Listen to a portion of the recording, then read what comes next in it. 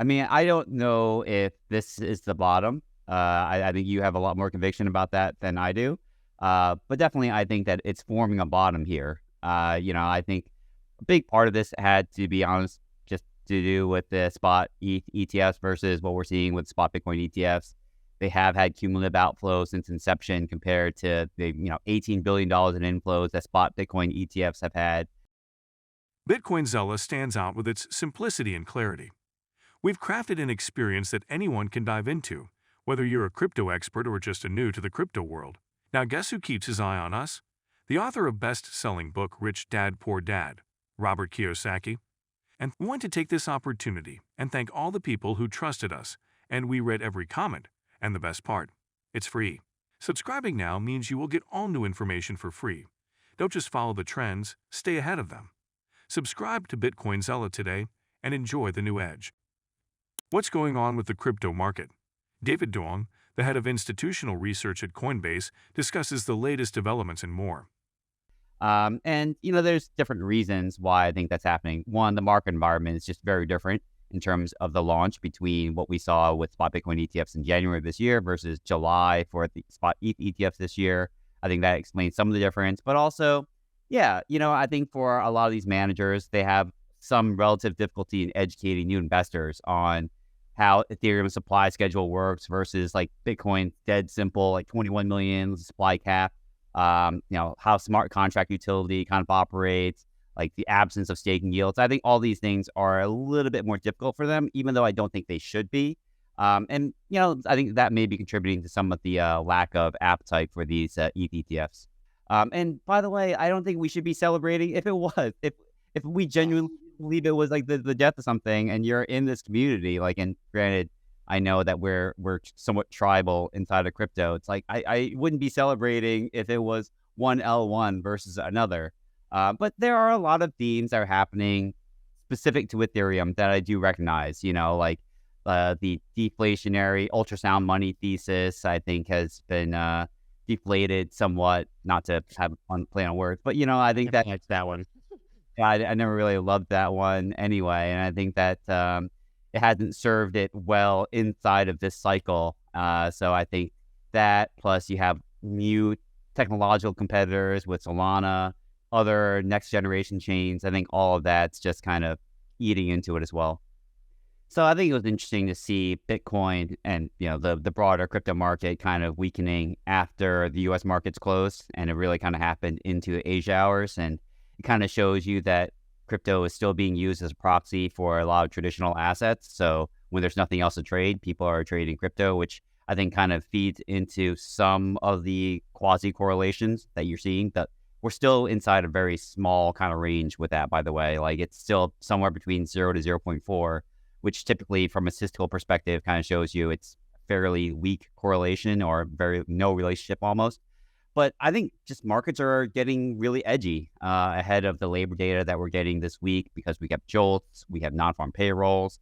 I think markets may be preemptively just reducing ahead of that information because we're still not through the woods yet in terms of people being concerned about a recession and what the Fed is going to do about it on September 17 and 18. Even though you see that the preferred measures for inflation, like the PCE, they're in line with expectations. I don't think the disinflationary trend has changed. But if the unemployment rate comes down on September 6th and it's enough to scare people, I think that that's going to dampen people's desire to kind of put capital to work here.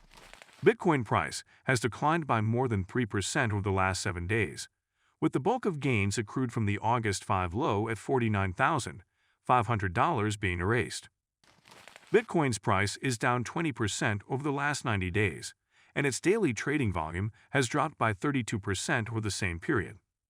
However, several indicators hint at a deeper correction, making a swift recovery from the current price level unlikely.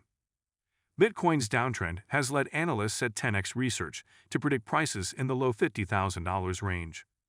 Marcus Thielen, an analyst at 10x Research, shared the following chart showing that the latest correction saw Bitcoin price drop below the ascending trend line of an asymmetrical triangle. A breakdown of this support line projected a retest of the August 5 lows below $50,000. A Bitcoin drop below $50,000 is inevitable. Michael Van de Poppy, the founder of MN Capital, has a similar target for Bitcoin. Van de Poppy noted that Bitcoin broke below the August 15 low at $56,000 to collect the demand-side liquidity lying under it. However, this did not produce the required upward bounce, putting Bitcoin at risk of further declines to $53,000 or even $49,000 before bouncing back. Meanwhile, Glassnode analysts anticipate Bitcoin to slide toward $51,000, as this level is the true market mean and historic support. In the event of a local downturn, the pricing level of $51,000 remains a critical area of interest that must be maintained for further price appreciation. Yeah, I mean, the reality is presidents and governments in general can do very little for an economy. But because of the election cycles as well, there is just so much disproportionate attention on their fiscal policies, how they're going to kickstart the economy if it's weaker, for example, or what they're going to do in order to kind of change things. Okay, corporate tax rates. What are they going to allow like this, top tier 37% tax rate to kind of lapse, or is it going to go back higher again for higher income people, for example? Like, how is that going to affect the economy? All that kind of just feeds in and weighs down market sentiment, I think. And I think it's very kind of hard to get outside of that. And we just happen to be in a period of time where things have been mostly doing pretty well. I mean, like, honestly, I think most people from an economic perspective would just be happy being like, just stay the course. Let's just not do anything and just kind of keep it here. But I don't think that's going to be the case. And we are expecting some sort of change. And we're just trying to understand how that change is going to affect us specifically. Bitcoin's drop from a high of $65,000 on August 25 to a 3-week low of $55,555 on September 4 saw BTC break below the 200-day exponential moving average again. Commenting on the latest price action, popular trader Skew noted that Bitcoin's price had resulted in increased ask bids around the $58,000 mark. This suggests that this level acted as a stiff resistance for Bitcoin bulls in the short term. At the time of publication, the 200-day EMA was at $59,533 above the spot price. The 200-day EMA is usually an important line of defense for Bitcoin during bull cycles, and losing it has exposed BTC to further risks. Data from on-chain data aggregator Block reveals that the path with the least resistance for Bitcoin is on the downside. The in/out of the money around price IOMP chart below shows that Bitcoin faces relatively stiff resistance on the upside. The immediate resistance zone is between $57,928 and $59,668, where approximately 929.3670 BTC were previously bought by roughly 1.98 million addresses. This suggests that Bitcoin's upside could be capped here, with a high possibility for deeper corrections. From a technical perspective, the Bitcoin price action has led to the formation of a bear flag pattern, a corrective setup that forms after the price consolidates inside an upsloping range, following a sharp price decline. Bear flags typically resolve after the price breaks below the lower trend line and drops by as much as the previous downtrend's height. This puts the lower target for Bitcoin price at $45,450. Levels last seen on February 9. Additionally, Bitcoin's daily relative strength index is negative at 44. This suggests that the market conditions still favored the downside, boosting BTC's chances of reaching its bear flag target. And do not forget to subscribe to Bitcoin Seller. The most important news will reach your inbox on a daily basis and for free. I do not know why you have not subscribed yet. If you like the video, give it a thumbs up and subscribe for more daily updates. Remember, knowledge is power, and we're here to empower you on your financial journey.